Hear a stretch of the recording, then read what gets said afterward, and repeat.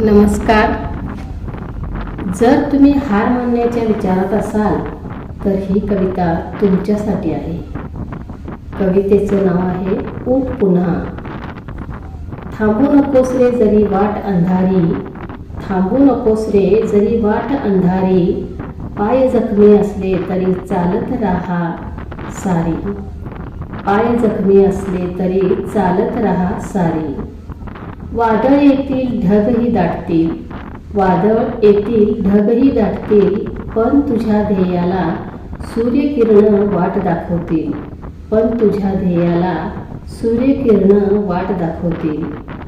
हरलास तरी काय झालं, तो फक्त एक टप्पा आहे.